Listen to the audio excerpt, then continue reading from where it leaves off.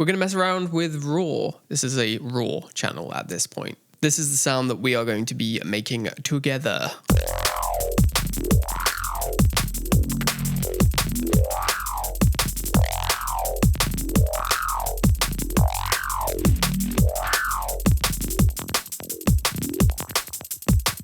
I wanted to experiment with Roar, and I was messing around with it and noticed that it's got a note version, which was kind of interesting to me. I want to see what happens when I mess with this. I don't really know what it does yet. Let's try and work it out. Obviously, Roar needs something to trigger it. Like if I just hit my key, nothing actually happens. So I need some sort of trigger for this sound. All right, I've added an operator, but I don't really want a whole sound. Maybe if I make it like a white noise, but just really short. That way it's sort of more like an impulse response than an actual sound. If I play a sound, obviously it's just going to be that white noise. But as I increase this amount,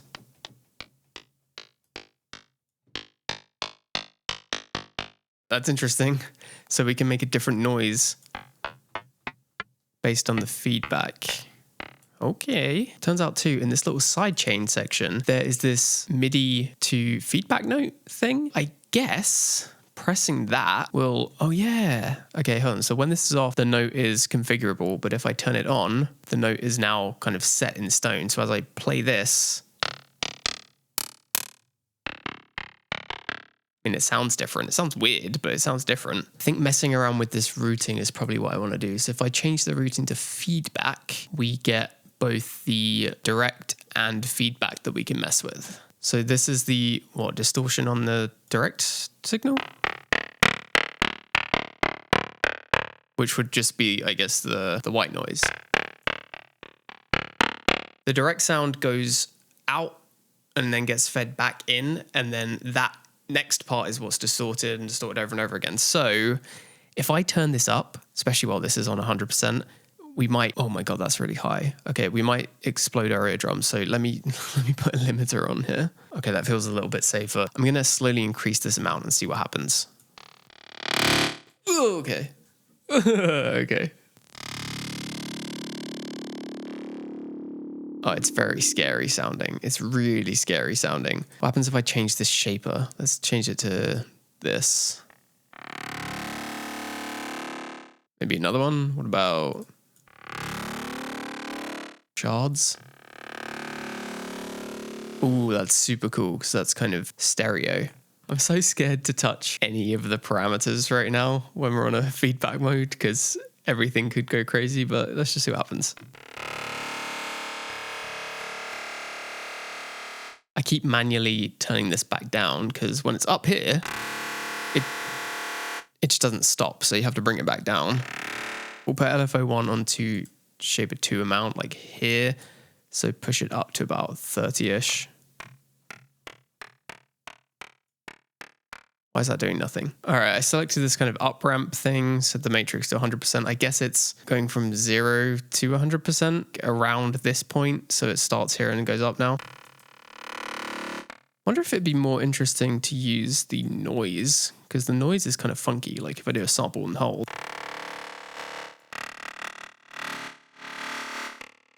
Seems like in order to get the tone a little bit more clear, you can mess with these things, so.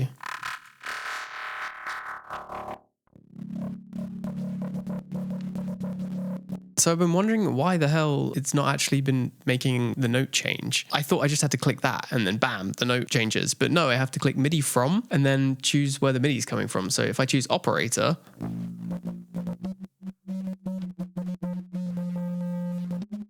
now we get some notes. I was so sure that just pressing that was going to make it work, but I guess not. I'm going to change the LFO again.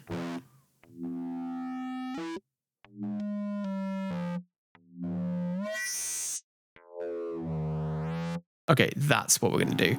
Use the noise to modulate this.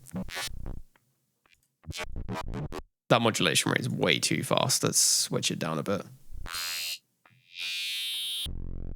How about like a really low note?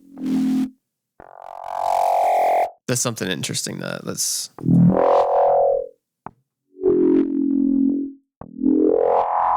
Yeah, okay, that's sick. Let's put an LFO on that. Okay, actually pretty useful. as it's playing, you can see the movement of the LFO itself. So it's all the way down, all the way up.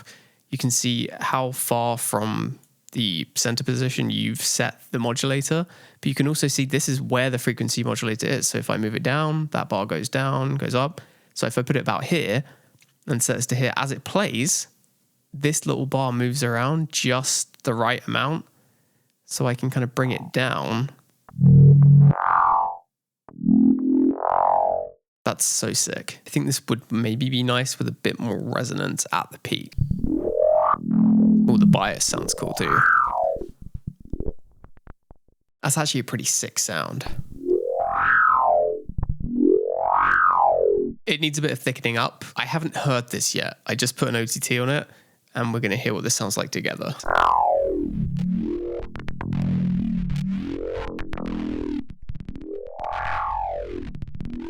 So what happens if we put another one?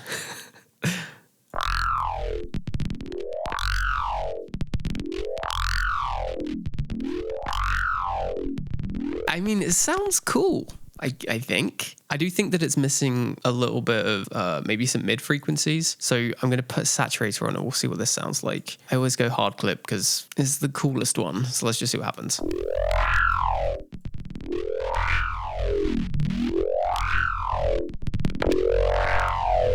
All right, so what I've done is bounced it out and we get this sound. Look how weird this waveform is, man.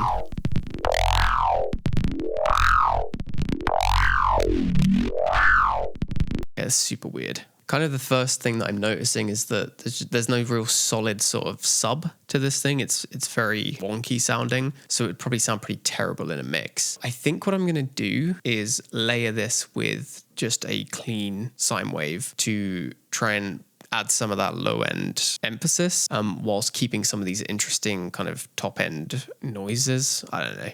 Yeah. All right, I've layered a sub sine wave below this and together it sounds like this.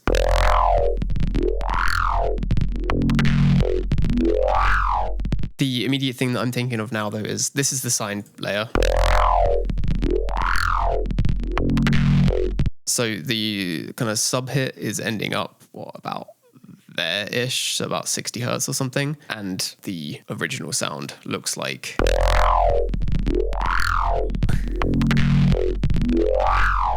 Okay, so as you can see, there's just a ton of sub energy here that we don't really need because it's been replaced with the other sound. So I'm literally just going to cut that all out and see what happens. This bounce group looks a lot more promising. As you can see, it's got much more of kind of a thick back end.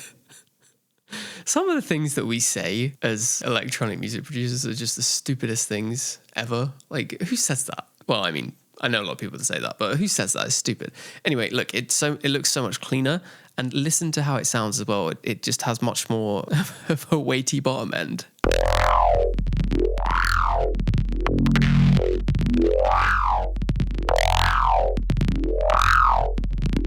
One thing that I don't love is there's a lot of dynamics in this, and that could be good. You might want a lot of dynamics, but personally for me, I want this to be a lot more squashed. I'm going to put a compressor on here and just see what happens basically. So I'm going to do it like a 10:1 ratio, super, super strong, and to try and tame some of these peaks. Let's just see how that works out.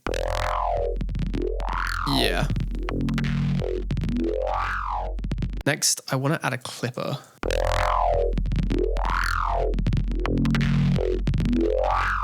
Now, obviously, the clipper's going to add more distortion because it's chopping off the tops of them. So if you don't like that, then use a more transparent compressor. But in my case, I think this sounds quite good. Oh man, yeah, look at the difference between these waveforms. So the one before was like pretty dynamic, like blah, blah, blah, blah, blah, blah, blah, blah. This one, look how much more squash it is. Ready? Bang. Squashed. Completely crushed. I don't know what I'm going to do with this, but at some point, I feel like these bits have something to there's something to that. That's really sick. I want to see what this sounds like with a beat. I don't know where it came from, but like that's what I want. That's what I want from a drum and bass kit.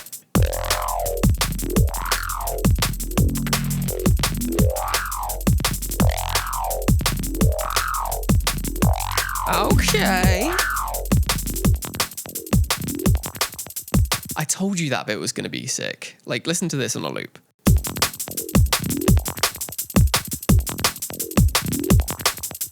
All right, just to give it a little bit more of a mix, I've put a shaper box on, just ducking the low end of that bass sound, and then that gives us this kind of ducking.